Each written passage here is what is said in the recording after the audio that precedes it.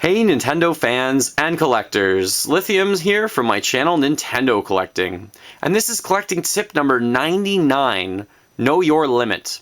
I should mention that this will be my third last collecting tip. I will do collecting tip 100 next week, and 101 2 weeks after this, and after that I'll start a whole new series of videos called Question Lithium, where I'll answer all of your collecting questions and anything gaming related.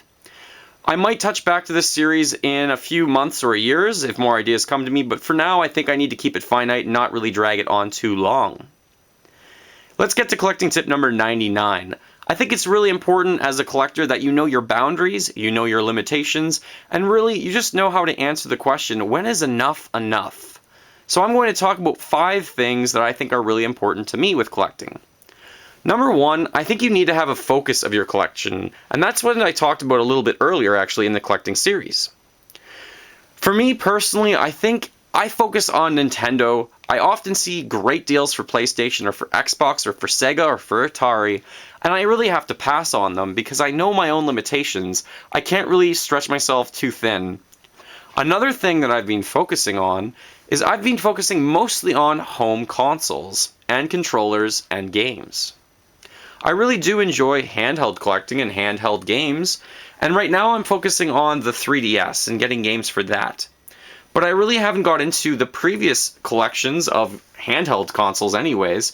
There's so many different handheld variations out there. I think there's probably over 100 Game Boy Colors, for example. There's so many. And my limitation is really, do I think I'm going to get all of them one day? Maybe, but definitely not this decade.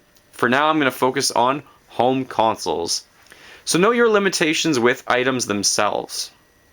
Number 2, finances. Again, that's very, very important. You have to ask yourself, how much am I willing to spend all the time? You need to make sure that you're not really stepping out of line. A lot of people recently have been asking me, how much would you pay or how much is the Diahawks N64 console boxed or the Just Go console boxed? Those are the 2 rarest. I'm going to be doing an N64 pricing guide at the end of the month, so make sure you check out that. And today is the end of the month, so probably within a week or so, maybe 2 weeks.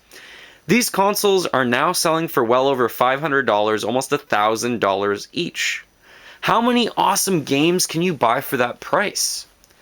I think you could probably get 10, 20, maybe 15. It depends how many you could get for what console. But if you can get a lot of different great games, or you could just collect a console, you might want to start questioning yourself, what should I really be doing here? Is it worth it to get the console? Personally, I think the most I've ever spent for an item is probably $250. I've waited, I've been patient, and I found most of my items for a really great deal. So know your limit financially. It's very important so that you don't stretch yourself too thin, and also just so that you're not consuming everything that you make into this hobby. Number 3, you should definitely know your limit in terms of distance. Distance can simply be something, how far are you willing to drive to go pick up a deal? When I'm collecting games, I often search on Kijiji, which is an online local classified ad site. I find some Super Nintendo games that just say are an hour away. Maybe some of them come with boxes. I don't really know if it's worth it to me to drive if it's more than 45 minutes away, because that's more than an hour and a half trip. Of course, if I'm willing to spend maybe $1,000 for a bulk of a collection, then maybe I'm willing to drive a little bit further.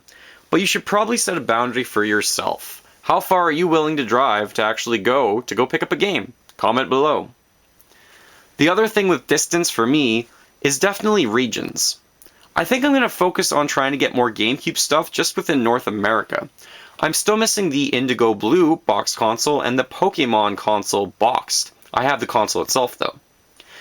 Maybe after I get those, then I can move into more international consoles for the GameCube.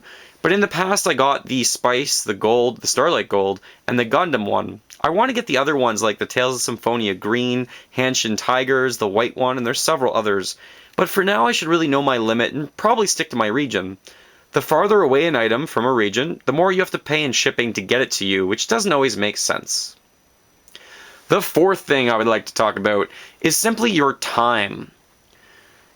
Collecting can take up a lot of your time out of your day, so you really should set aside maybe a certain amount of minutes a day, a week, a month, or a year, so it's not really consuming everything you do.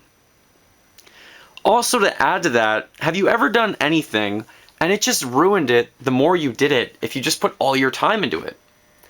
I used to play rep soccer growing up, and when I was playing rep soccer, we used to practice maybe 4 times a week. I played for over 10 years, and we also had games and tournaments, and eventually I was just burnt out from all of it. It just ruined the sport for me, and I actually took a break off of it for almost 2 years. Don't collect way too much, don't go over the top, and don't ruin it for yourself. It's supposed to be fun, it's supposed to be a great time. And my 5th point that I have to talk about is obviously know your limitations in terms of how much room your collection is taking. When I first started collecting, I just took up a small fraction of this room in this corner. As I got more items, I wanted to display them optimally, and I took up this entire room. Now I realized if I want to display everything the best way possible, I can take up the room beside it, and I definitely expanded over here as you are seeing.